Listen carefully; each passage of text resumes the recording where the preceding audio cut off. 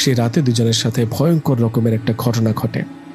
সে রাতে শাহাদাত নিজের রুমে ঘুমিয়েছিল। হঠাৎ শাহাদাতের ঘুম ভেঙে যায় একটা ফিসফিস আওয়াজে। মনে হচ্ছে কেউ কানের কাছে এসে ভয়ঙ্কর কণ্ঠে বলছে, কিরে, আমার মাথা কাটলি কেন? আমার মাথা আমাকে ফিরিয়ে দে। কথাটা শুনে চমকে ওঠে। নিজের বিছানায় উঠে বসলেন শাহাদাত। এদিকে বিছানায় বসে রুমের লাইটটা জ্বালিয়ে পুরো রুমে ভালো করে দেখলেন, কিন্তু কাউকে দেখতে পেলেন না। কাউকে দেখতে না পেয়ে শাহাদাত আবারও যেই না রুমের লাইট অফ করছে, ঠিক তখনই শাহাদাত দেখেন তার রুমে দাঁড়িয়ে আছে মাথা কাটা সেই শরীরটা। মাথাবিহীন শরীর দেখে শাহাদাত চিৎকার দিতে যাবে, ঠিক তখনই সেই মুহূর্তে অবয়বটা শাহাদাতের পা টেনে ধরে টানতে টানতে নিয়ে যেতে লাগলো কবরস্থানের দিকে। এমন অবস্থায় শাহাদাত চিৎকার করতে লাগলো।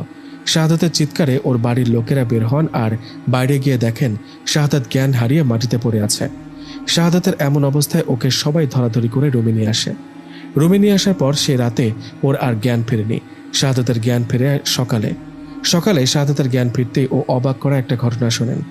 হঠাৎ শোনেন ওর বন্ধু জয়নালও নাকি রাতে ভয়ঙ্করভাবে চিৎকার করেন, আর ওকে নাকি জ্ঞান হারানো অবস্থায় খুঁজে পান একটা গাছের ওপরে।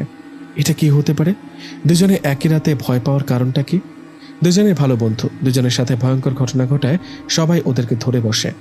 সবাই ওদের জিজ্ঞেস করে ঘটনা কি। সবার কথার জবাবে দুজনের সব ঘটনা খুলে বলে। শাহাদাত ও জয়নালের মুখে পুরো ঘটনা শোনার পর সবাই অনেক রাগারাগি করে। সবাই বলে, তোমরা কেন এরকম একটা পাপ কাজ করতে গেলে?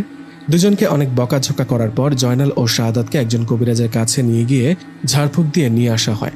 কবিরাজের কাছে ঝাড়ফুঁক দিয়ে নিয়ে আসার পর 2 দিন কোনো সমস্যা হয়নি। 3 দিনের বেলা খুব ভয়ঙ্কর একটা ঘটনা ঘটে। 3 দিনের দিন রাতের বেলা হঠাৎ করে জয়নালকে তার রুমে পাওয়া যায় না। ওকে রুমে না পেয়ে ওর মা বাবা ভাবতে থাকে হয়তো বাইরে কোথাও গেছে। কিন্তু বেশ কিছুক্ষণ অপেক্ষা করার পর যখন দেখা গেল জয়নাল রুমে আসছে না, তখন ওর মা বাবা চিন্তা করেন জয়নাল হয়তো শাহাদাতের বাড়িতে গেছে। এই ভেবে জয়নালের বাবা শাহাদাতের বাড়িতে যাবেন, ঠিক তখনই উল্টো শাহাদাতের বাবাই ওদের বাড়িতে আসলো।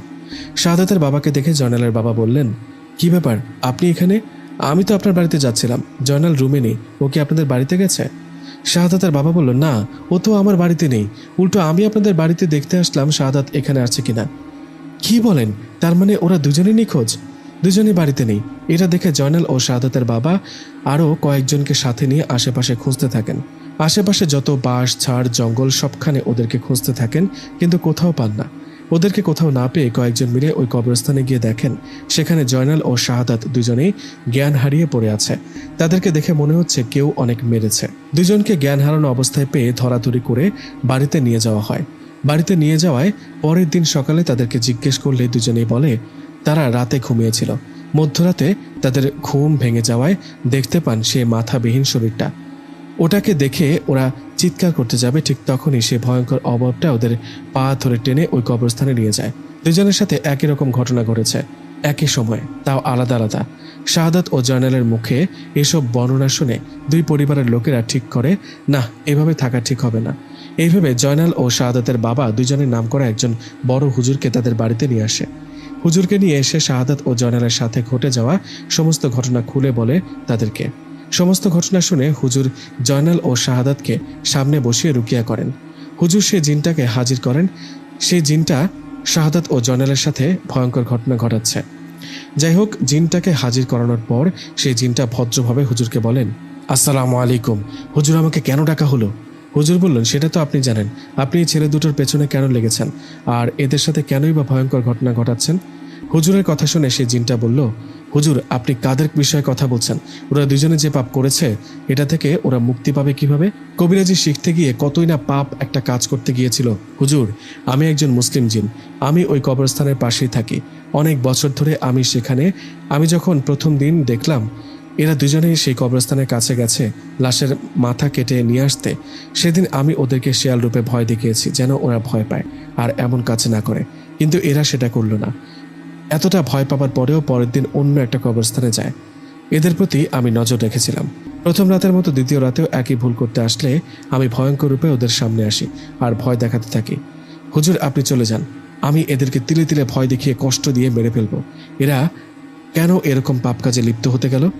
জিনটার মুখে কথাগুলো শুনে সবাই অবাক, তাহলে জিনটার কোনো দোষ নেই।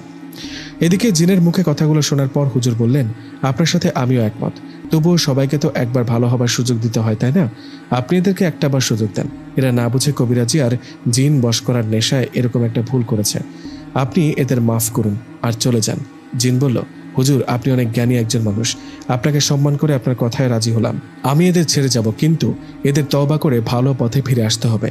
আর কখনো যদি এরকম কোনো ভুল করতে চায়, কখনো যদি এদের খারাপ উদ্দেশ্যে কবরস্থানে আশেপাশে দেখি, তাহলে ওদের মেরে ফেলব। কথাটা বলে হুজুরকে সালাম দিয়ে জিনটা চলে গেল। জিনটা চলে যাবার পর হুজুর শাহাদাত ও জয়নালকে বললেন,